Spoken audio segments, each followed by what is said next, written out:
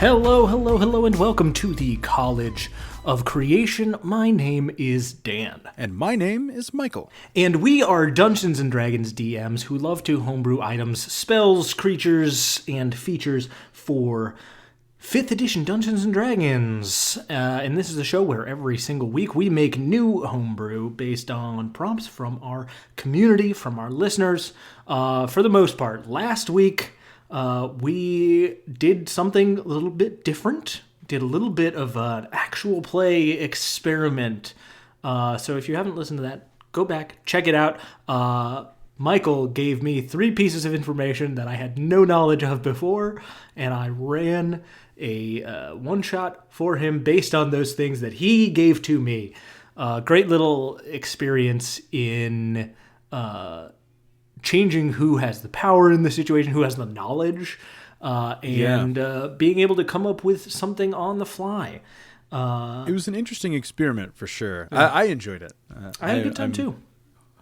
I'm glad. Hopefully it was enjoyable to listen to, but we're back to business as usual here, and we rolled for a prompt, and this week we both created Druids based on synthetics. So synthetic materials like plastics, rubbers, Teflon, inorganic material. Exactly. Now, I will be totally honest with you. I did not fully align with the prompt, but Me either. It is what it is. Sometimes we take it as inspiration and then we move on. And also, it was curious this week. I feel like I liked everything about it. Like my creation, I like all the pieces of my creation. I love the prompt. I think it was a really interesting prompt. I even liked the process. I thought that my ideas were good. I enjoyed doing everything and writing everything out.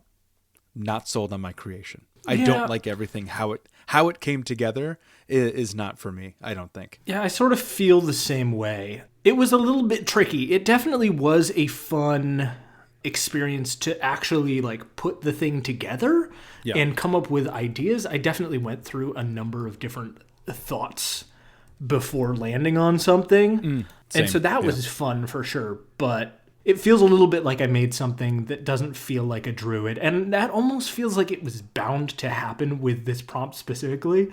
Yeah, I think that was kind of in the cards this week regardless. It's hard to make it still feel like a druid if you're relying so heavily on something that feels unnatural. So antithetical. Yeah. But hey, we both came to the table with something, so we'll see how it goes. Yeah. And maybe we can help each other. I have a complete thing. Yeah. I think that is a good idea. Maybe we both pitch and then we can all circle back together and figure out better versions of what we came with. Exactly. I think that kind of leads to a question that I've actually been meaning to ask for quite a while and maybe forgot about for a bit, but it is fitting for this episode.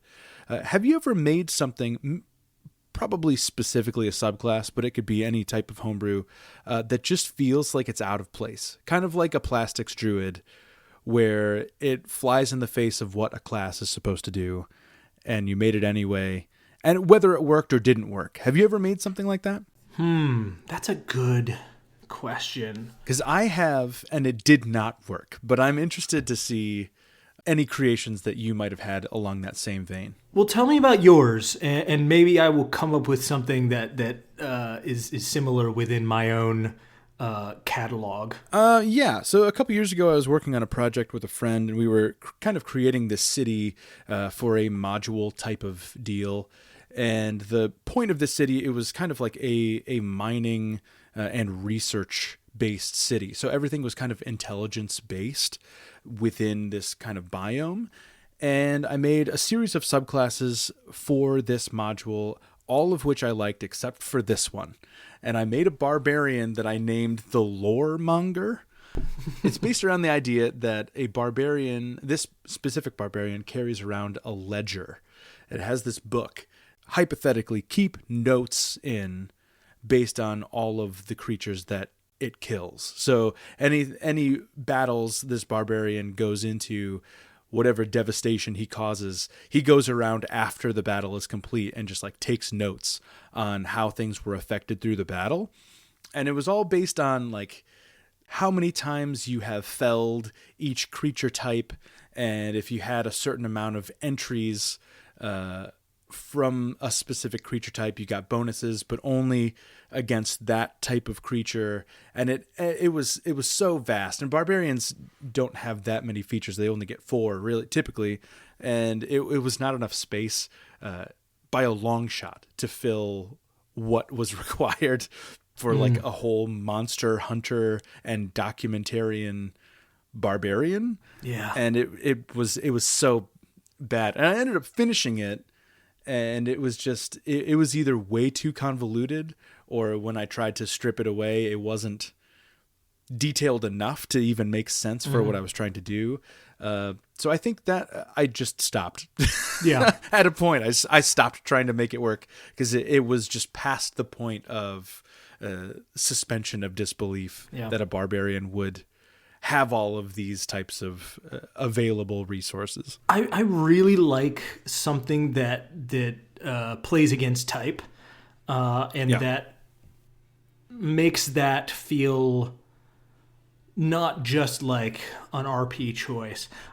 Within like D&D circles recently, I've seen a couple of things from one creator in particular talking about the idea that like in D&D especially, the system rewards system mastery in a way that certain other like RP focused games don't. You know, the rewards come from different parts of it. And so oftentimes when you end up playing against type, when you end up playing a character that you optimize certain aspects for RP over combat optimization, you have to acknowledge and you have to take the L a little bit on the optimization side, right? You have to acknowledge that like I'm going to be less effective than I ought to be in this class because of this, because the game does have to a degree optimal choices, right? Right. Of course, this, you know, to me, I don't necessarily fully agree.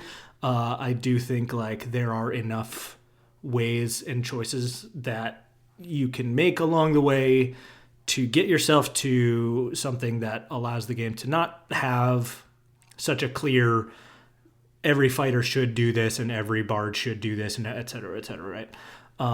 Sure. I think there's enough good choices to mean that there's not always a single optimal choice. However, I do understand like system mastery is a big part of D&D.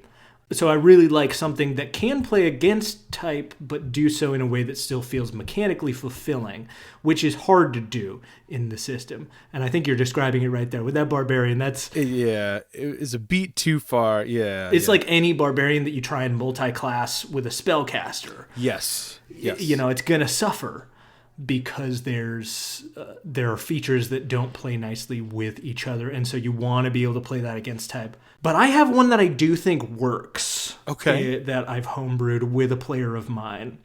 It's a paladin subclass, and we were in this campaign that unfortunately it kind of fizzled a little bit, although I'd really love to get back into this world and this tone of a group that is a little more morally gray, that specifically does kind of work with the criminal underground. And within this city, this paladin wanted to be someone who swore an oath similar to a sort of mafioso sort of oath, right? This oath of loyalty, Nice. right? But it doesn't feel like oath of devotion, because devotion or glory or crown all feel really distinct in their lore and in their presentation, and it doesn't have that sort of dark undertone as much. Right. Like glory is almost there, but it's not quite what we're looking for. And so we homebrewed something that feels like it's around loyalty, but almost that like, you know, almost that kind of sinister loyalty, right? So we called it the Oath of Whispers. It has tenets like unwavering loyalty, impenetrable secrecy, right? You're protecting all the secrets of this mafia family, whatever it is, and then also balancing the scales. So you are responsible for acting on the family or the organization's behalf. If the organization is blessed, repay it with good favor, and if it's slighted, repay it with retribution, right? This idea always of like I love that. Balancing all things. So it ended up leaning towards the idea of like, let's make a paladin that can function more on stealth perhaps than on pure strength. More on deception than persuasion and that sort of thing that a typical paladin would. So you can use your channel divinity to give you a bonus to deception. You can use your channel divinity also to pay back creatures that hit you by harming them, or pay back creatures that help you by helping them. So it always has this like interesting balance aspect. Sure. The aura was an aura of concealment, so you would grant yourself and allies bonuses to dexterity and stealth. Sleight of hand and stealth, nice. I should say. Sleight of hand, yeah. Sleight of hand would be big for that type of paladin. That's really fun. You got like the effects of non-detection on yourself. And people couldn't tell if you were lying. You made a fixer. Paladin. Yeah, we made a fixer paladin who's just like this is the guy you bring in who's the enforcer. But they have all the secrets and they will take it to their grave because that's part of the oath here. But it feels so different than Oath of Devotion because Oath of Devotion has this like righteous and good leaning quality. Inherently good, yeah. I and that other than Oathbreaker, there are so few options for paladins that are morally gray that the game kind of forces you, the system forces you to divert to warlock if you want to be an evil or just left of center type of creature.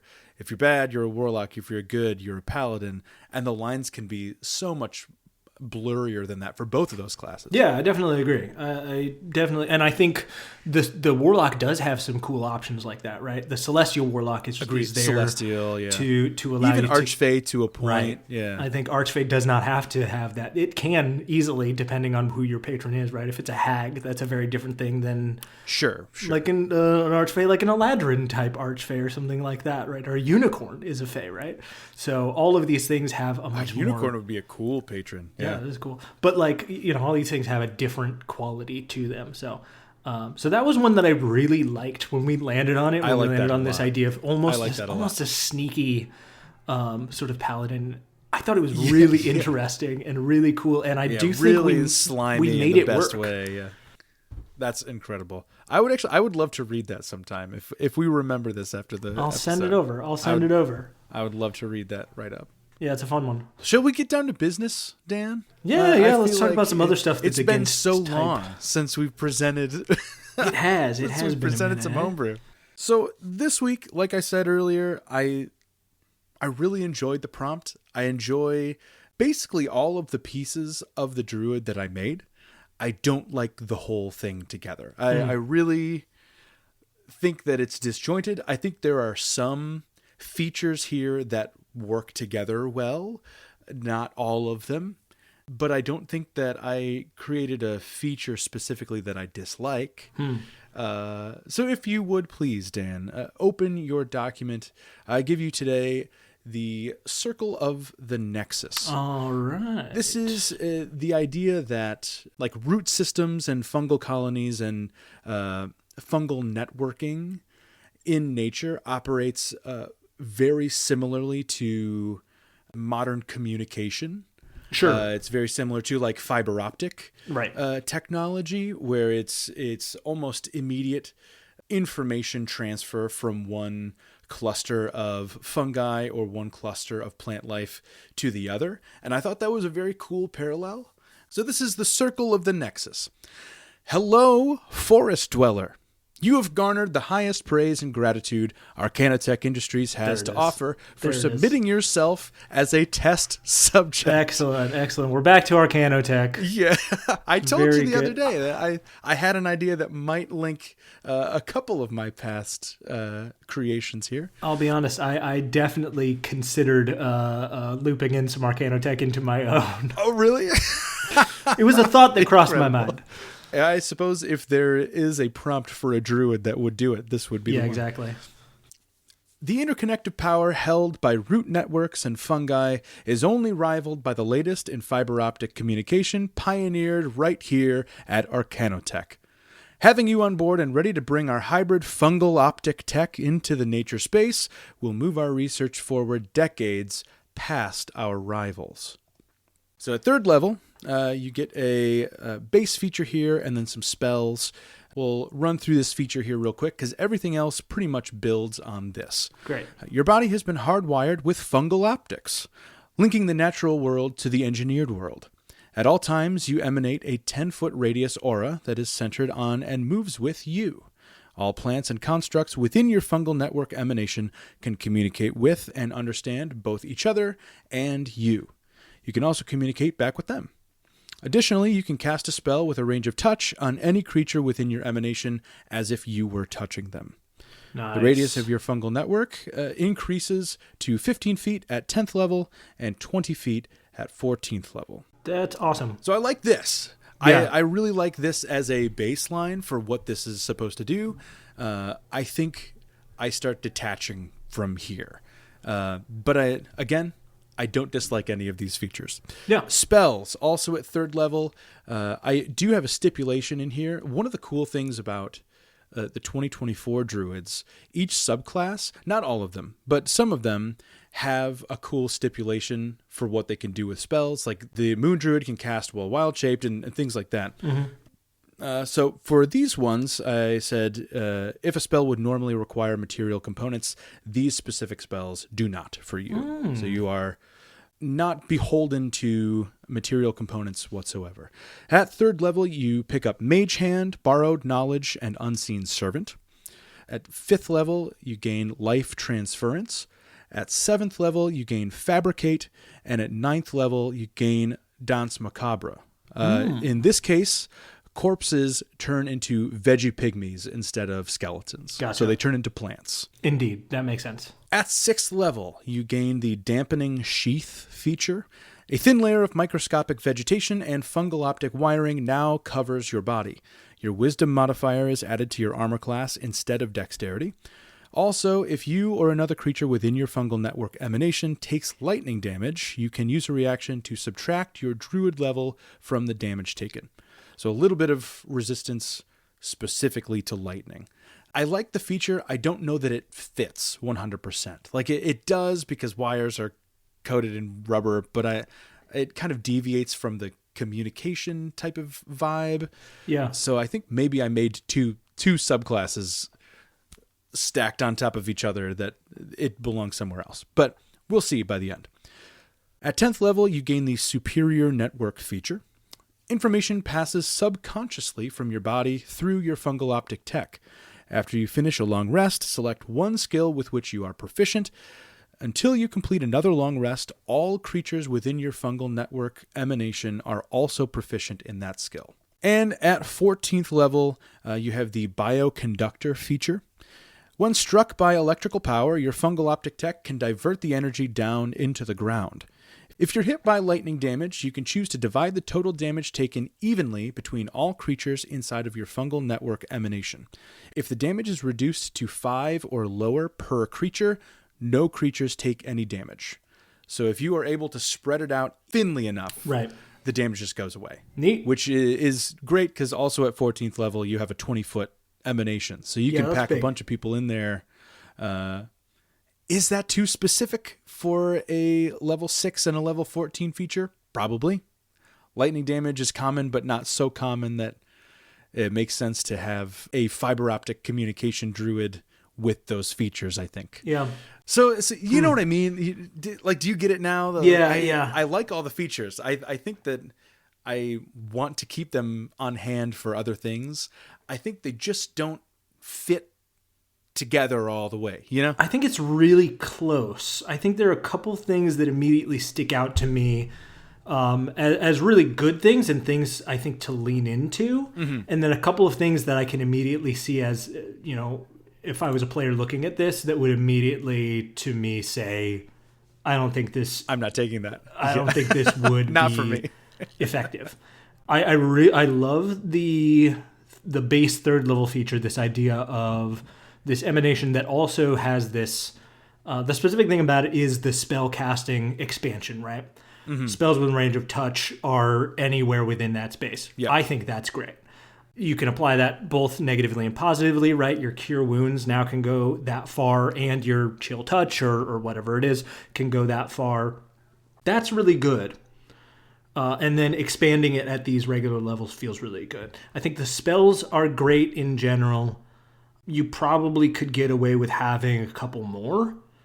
I think for cantrip, you should just grant the cantrips separately. Okay. And have Mage Hand be maybe part of the fungal network thing. Yeah. And then say Borrowed Knowledge, Unseen Servant. But I would say you could do another first and another second level at least. Because they get a lot. The land druids get this rundown that you have here, it looks like, more or less. But Circle of the Sea gets Circle a of the lot. Sea gets more. Circle of the Sea gets a ton of spells. So there's not exactly a strong, this is how it has to be for me. It doesn't seem like the benchmark is really, really clear. So I think because the rest of it feels a little bit less strong, I feel like you can justify that. Okay. I think I really like the concept of superior network, but I want to figure out how to make it maybe a little bit stronger. Level 10, it feels like I wonder if selecting that one switches down to skill, level 6. Yeah, maybe that could be level 6. And then I think you could limit it to friendly creatures. Friendly creatures within your emanation also are proficient in maybe a skill or maybe even a saving throw. I don't really know, but it feels like I like the idea of it being like things that you're good at, you can expand to your other allies, right? Something about it should work there. Yeah. I wonder if it could be pick a soft ability scores, wisdom, intelligence, or charisma at the end of every long rest, and then you and any creature of your choice within your network gains proficiency with skills and saves under that skills umbrella. That's not bad. Because that would be stronger without going too crazy. It's pretty strong, but if you limit it to a long rest and it's within the emanation, which isn't massive, right? Right. You have to be within the emanation to get the bonus. So if anybody moves away from you, they don't get that proficiency stuff. Right. Yeah, I'm trying to figure out what it is, but I think there's something there that is just a little bit stronger and is a little bit. It's there, yeah. Better. Yeah, it is a really cool idea. I can feel it knocking right? on the door. It's a really cool feature to have that shared knowledge and shared proficiency within the network. I would love to figure out a way to have that same vibe, but not select something either. That's what I landed on because it ended up feeling like the easiest way forward. With the time that I had, but I think there is a better way without it being a conscious decision, because it says in the write-up that it passes subconsciously, and then immediately after that you make a conscious decision to choose which thing to pass along. So that I think is a bit disjointed. I mean, maybe this is it. And hear me out. This is how many skill proficiencies does the average druid get? Base, you get 2. And then from your background, you might get another 2. Maybe you have something like the skilled feat, which would give you another 2 or 3. My thought is this: any creatures of your choice within your emanation, or maybe this is where you take out the choice, because you do want it to be subconscious. Any creatures within your emanation gain half your proficiency bonus to any skills in which you are proficient. I like that. Any skills or saving throws. Math on their end, but yeah. Yeah, it's a little bit tricky. Or if you want to make it just about you, though, you could do it the other way around, right? You gain half proficiency in any skills in which people in your emanation are proficient. But that makes it more about benefiting you rather than buffing your allies. Yeah, I really want the vibe to be you are this piece of technology that's coming out. You're the core. You are the core. You're the nexus. Yeah. And things are looking to and responding to your biometric makeup, because it doesn't exist yet out in nature. So you are the guinea pig that's going out and just meshing technology with nature.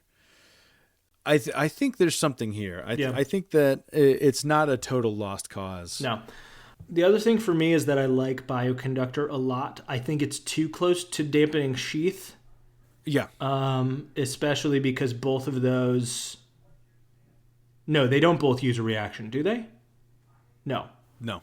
Okay, so Dampening Sheath would require a reaction, which then, once you're at 14th level, you could use your reaction to subtract your Druid level, so 14 from the damage taken, and then divide it by all the creatures within there. But it's only lightning damage is the thing for me, and that's just like... Right. That's rare enough that too for me, I would look at that and say, well, how often am I going to be taking a ton of lightning damage? Exactly. And if I'm then not on the other taking side, lightning no damage, other damage makes sense, though. If I'm not taking lightning damage, then like this doesn't really help. May as well me. not have right. I don't have a 14th level feature then if I'm taking lightning damage. Or a 6th level feature. I have no features for except those for the wisdom modifier added to armor class, and I would say in addition to dexterity rather than instead of dexterity. Oh yeah. I thought maybe that would be too powerful for 6th level, but if you think about it, moves down to level 6, right? I think level 10 would be acceptable for 10 that. would be good for that, and also like monks already do that, right? And that's a base monk thing, is wisdom plus dexterity plus 10. If they're not wearing armor. If you're not wearing armor. So like you potentially could be wearing armor with this. Yeah. And still get that benefit. I don't know. I think that's also a sort of meh feature when compared to the rest of them. It feels it's passive, it's fine, but it's not necessarily like life-changing by any means. Wow. Yeah.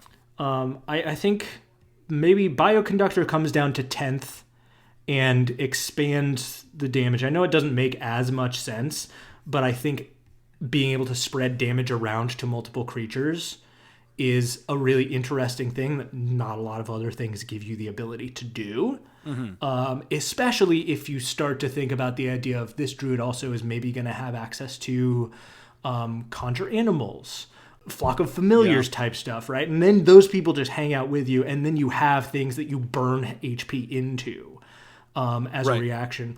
And so maybe it's anything that's like an elemental damage, right? So any kind of acid, cold, fire, lightning, poison, thunder can get spread around as a reaction, I would say. I like that idea. And maybe limited use, maybe proficiency bonus use. That's better, because lightning damage is too rare, even though you can do it an unlimited amount of times. And then I'd say maybe just come up with a new capstone that really goes back to and relies on that network communication feeling. Yeah. And something about like spells that you cast on yourself that target only self, you can cause them to target any number of creatures in your emanation. Maybe up to a certain number of creatures or something like that. Like max it out so that it can't be a million. Yeah, maybe. Yeah. But your emanation is nice and big, and you can maybe give everybody bark skin, and that's pretty cool, right? Yeah. But that's a decent 14th level feature. Yeah, because that would that'd be a good mirror to the 3rd level feature, like the touch spells. Right, that's what I'm thinking. Like at 3rd level, you're just pushing out, but at 14th level, you're experienced enough that things that you do to yourself also passively go out to everybody Something else like too. that. Yeah, that's a great idea. Taking notes. This is going to be a good update. I think it's a really cool concept for a druid too, right? It would demand a certain play style of trying to stay central, trying to get everybody in this zone around you so that everyone stays connected. You can communicate telepathically. You can send spells across the network. Like you are the network hub, and that's a really cool idea that feels both druidy and non-druidy. Like it feels like it's the fiberoptic. That's what I was going for. I think it works. I knew I didn't get there, but I knew where I wanted to go, and that is yes. You've given me the tools to get closer. Yes, thank you. Great, excellent. Now it's your turn to give me the tools. There we go. Let's talk about the circle of weaving. Indeed. So I have a similar situation this week where I like some parts of this, but I don't know if I'm sold on every part of it. Sure. I a little bit feel like it has landed in a space where I always land, which isn't necessarily a bad thing, but I do feel like it means that this it doesn't feel like it has as strong an identity as I would like. Okay. So that's my preamble to it. So here's what it is. Let's do it. This is the Circle of Weaving. When thinking about ideas, I thought about a lot of things. I thought about things like oil and petroleum sort of stuff. I thought a lot about the villain from Fern Gully. Okay. Yeah. In the creation of this, I was like, that feels weird, but also was like, it just doesn't feel druidy. And if I did want to make that, I would just do spores and flavor it differently, I think. Because that's got some weird, gross nonsense. I was thinking of metals and things like that because there's that weird thing about like druids and metal, but I just didn't go very far with it. But then I was like, oh, synthetic. What about like synthetic fabrics? Nice. Right? Which are, not made from cotton or plants or from animal wool or anything else like that, but are like made in a lab. Made from chemistry and putting different molecules together and turning it into a thread that then has new properties, right? And some combination of that. So again, I did a lot of what you did of like riding the line between here's something natural, but then I'm adding in these ideas of synthetics to it. So nature itself is a grand tapestry, interwoven with the temperaments of plants, beasts, and elements. The craft of weaving and knitting fabrics to be worn also requires a delicate understanding of natural materials, cotton from the fields, silk from the silkworm, wool from the flocks. But these purely natural materials can be fragile and do not stand up to the harsher elements, and many crafters have devised ways to merge the natural with the otherworldly to create fabrics that repel moisture, resist heat, retain elasticity, and more. So the basic idea here is you're taking the things that you wear and you're adding bonus effects to them. Nice. So you get Circle of Weaving spells at 3rd, 5th, 7th, and 9th level. These include Absorb Elements, Blur, Disguise Self, Web, Protection from Energy, Water Walk, Freedom of Movement, Stone Skin, Animate Objects, and Creation. I might actually I don't know if Stone Skin and Water Walk are super necessary there, so I might remove those.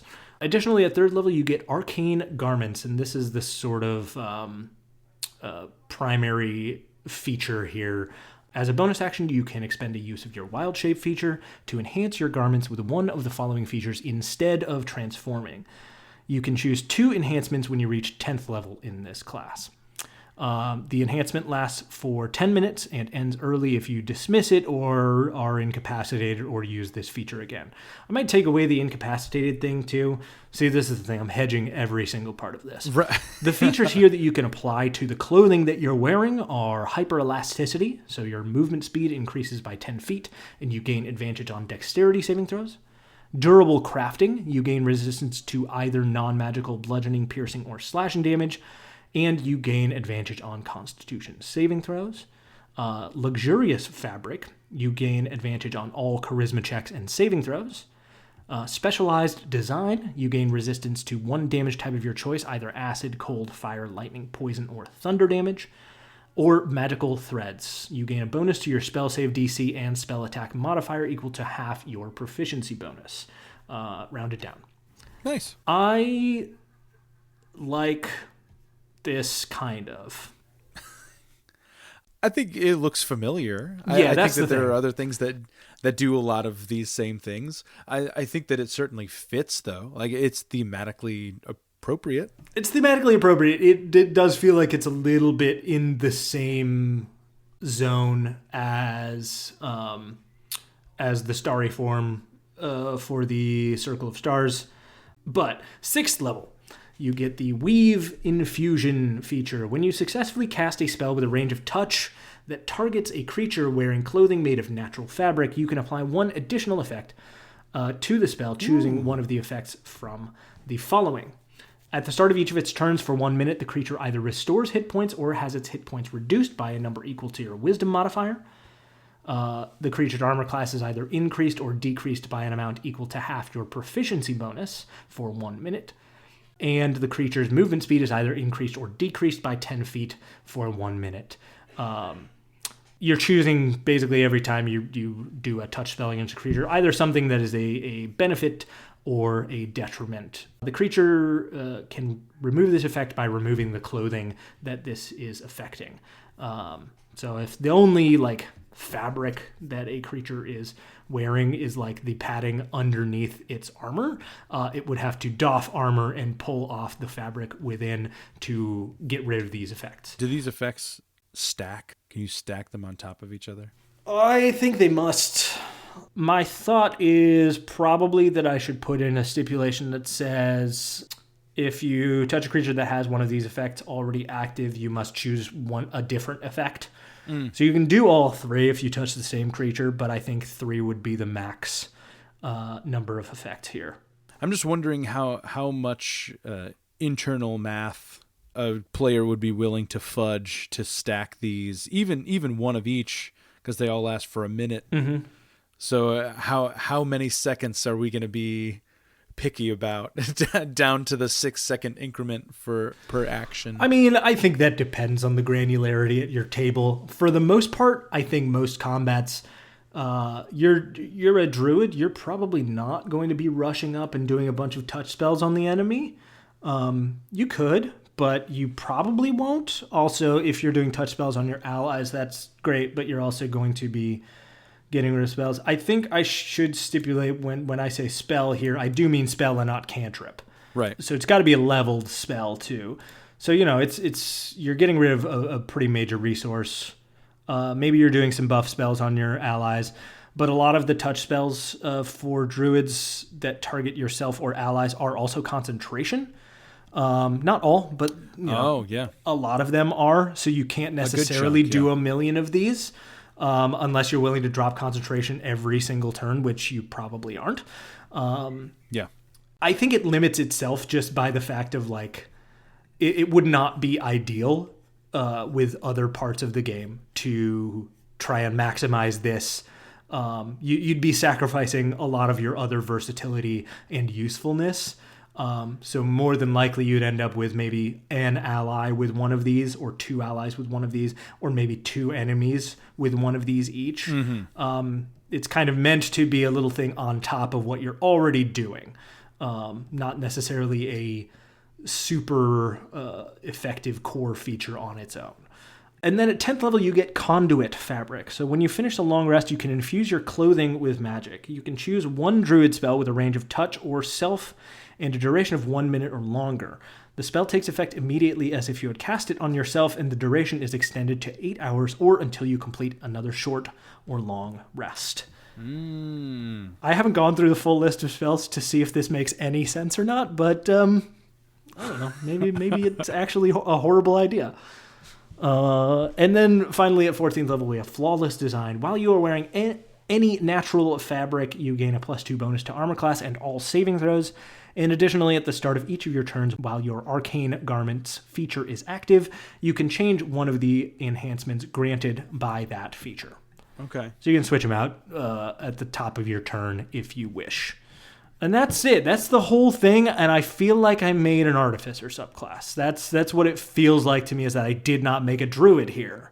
It doesn't make sense as a druid to me. That was the first thing I was going to say. It feels like you're a druid that's going to be making a million choices on top of the million other choices the you have things to choose. You have to keep track of. Yeah. I think that would be the first thing that I would think. As a player looking at this, I would say, at level 3, I have 6 options that I don't choose from and stick with. They're just always there and available. Mm-hmm. And then you add 3 more per turn at 6th level. Yep. None of which are restricted in a standard sense, like proficiency bonus or wisdom modifier or anything like that. Yeah. Long rest, short rest. Similarly to mine, from you, I think that all of these make sense. I think that the idea is good. Yeah. I never would have thought of synthetic clothing. That's a genius idea. Where it falls short for me is all of the things that you have to keep track of. Yeah. I think it's okay to have one of them, especially at a base level, like something that has maybe less options, 3 or 4 really diverse options. Moving into the higher level features, all of those kind of synergize backwards to what Right. you could choose. Yeah. And so like you set yourself up for better or cooler layups in the future Yeah. based on the decisions that you make. I can see a lot of cool payoff there. I think I would take the level 6 feature out. Yeah. I like the idea.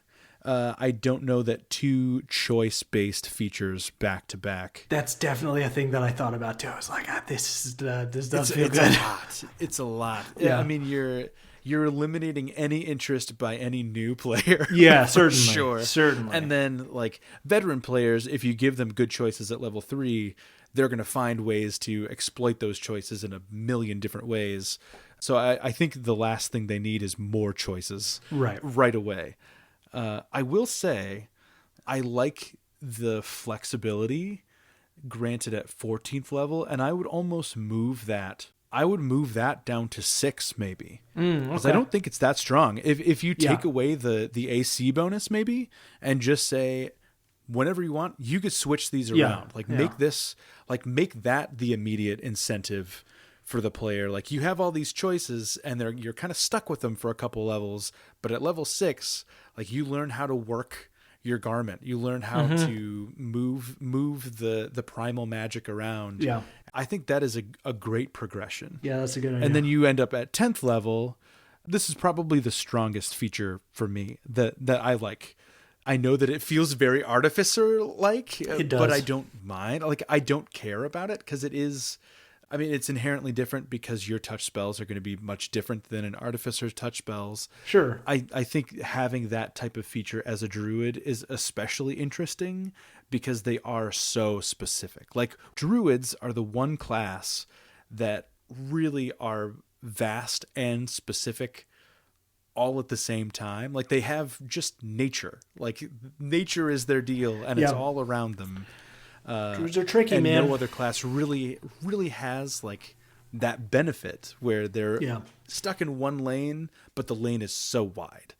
The level 10 feature, Conduit Fabric, is the perfect way to like customize your druid with that type of magic and have it be a lasting effect. I think I'm going to also remove specialized design as an option, if only because when you get up, you can do the conduit fabric thing with protection from energy, and that means you will never use specialized design again, right? That's like true. there are a lot of spells that can do similar things to these, which is also the thing I'm thinking about. Is like, if you get to 10th level and you want one of those things, you just put it on yourself for the full 8 hours. And then you don't have to use a Why wild have shape 10 feature. minutes when you could have Why have 10 minutes when you can have 8 hours?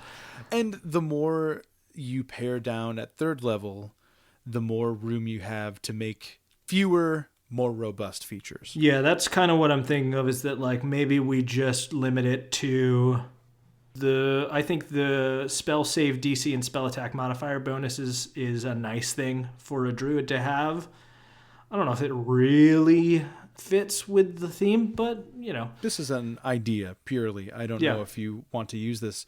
I don't think it would be crazy powerful for the duration of the garment enhancements to scale.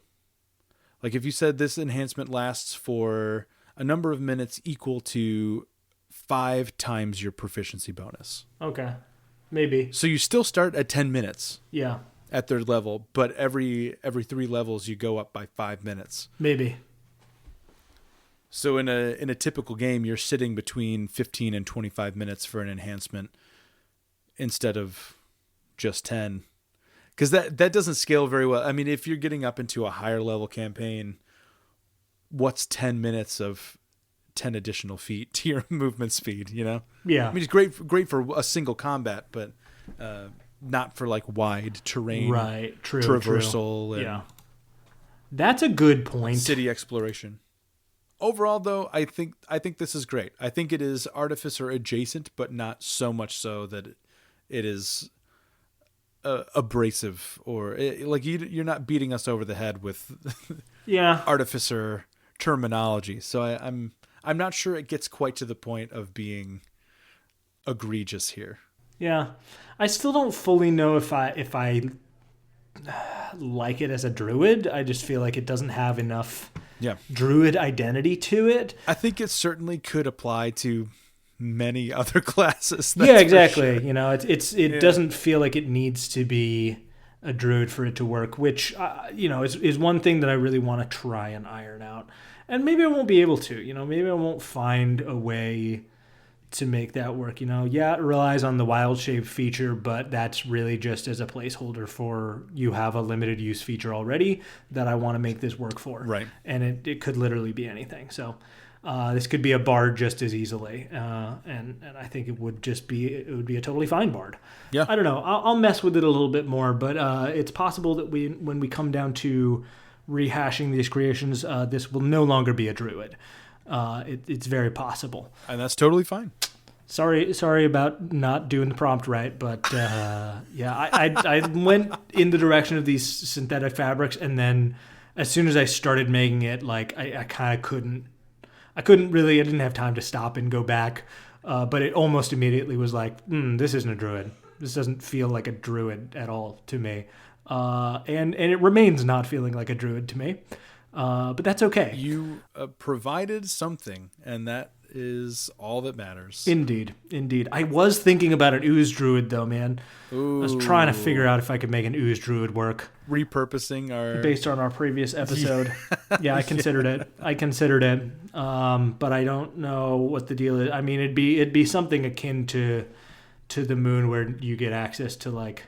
Oh wait, they changed that, didn't they? The Circle of the Moon used to be able to turn into non-beasts, right? Can it still do that? I don't know. Hold on. We got to go back. Elemental wild shape. Yes, they got rid of elemental wild shape. Yeah, in place of like lunar stuff. So you have some radiant damage, much more lunar transportation focused type of thing. So maybe there is room here. It makes sense. Maybe there's room here for me to actually take that and be like, you don't want to have druids turn into anything that's not an animal anymore. That's fine. I'll make one that can turn into an ooze. Yeah, that's right. You can turn into a gelatinous cube, kids. Drop your AC and your movement speed by about 90%, but you can consume things, so it all balances out. Yeah, so that's it for me. Maybe I'll figure out a way to make this work, but for now, it is what it is. It is what it is. Michael, shall we roll for next time? Yeah. Here we go, Michael. We have our big sheet up of homebrew prompts that come to us from our community. If you want to send us a prompt, you can do so by emailing us at collegeofcreationpod@gmail.com, or you can come on over to our Patreon, get in touch with us there. That's patreon.com/collegeofcreationpod. You can see all the things that we've ever created, the PDFs for all of that stuff, as well at the free tier. And also, you could shoot us a message over on Instagram. We are also there at College of Creation Pod. All right, Michael, what do we got? Here we go. 14. 14 today is, an instrument that is only audible to some creatures. An instrument that is only audible to some creatures. That is from Wayward Enigma Designs on TikTok. Wayward Enigma Designs. Thank you so much. Which creatures? Which creatures indeed? Only one creature at a time? A group of creatures? Based on creature type or size? Interesting. Creature size would be interesting. Very interesting. I will be quite curious to see what you come up with here. I have a couple ideas off the top of my head, but they are very much in that space of like first thought, best thought, right off the dome, quick creation sort of thing. And maybe I'll include a couple of those. I love creating little things like that just demonstrate to our listeners how simple homebrew can be. It doesn't have to be anything hyper complicated like we come up with all the time. Agreed. Great prompt. Great episode today. I'm glad that we can hash out some of the things that are that we're struggling with, and hopefully get each other to a better space with our various creations. That's what it's all about. Indeed. Homebrewing is never about perfection. It's about finding something that works and and continuing on that path until you think whatever version you're on works for you. Absolutely. Well, Michael, it's been a pleasure podcasting with you today. Do you have anything to say to the people before we say goodbye? Dan, I always have something to say to the people before we say goodbye. It might not seem like something that you're creating is going to make sense, and that is not a reason to stop.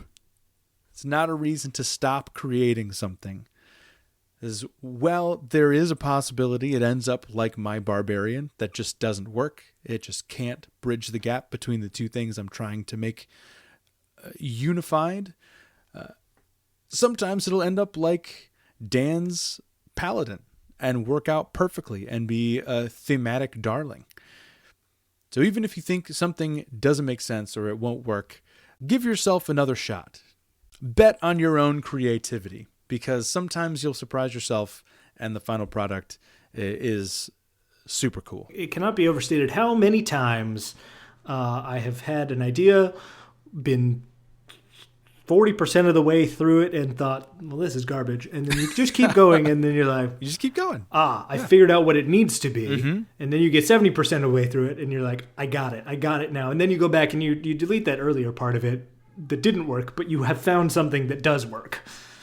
In the process of just thinking about it more and keeping on working at it. The amount of successful bits of homebrew that I have created that are the same as my first idea for them is so small. Incredibly so small. Such a small amount of my creative body of work is like the same idea from beginning to end. With that, Michael, I will talk to you later. And audience, we will speak with you very soon. Goodbye. Goodbye.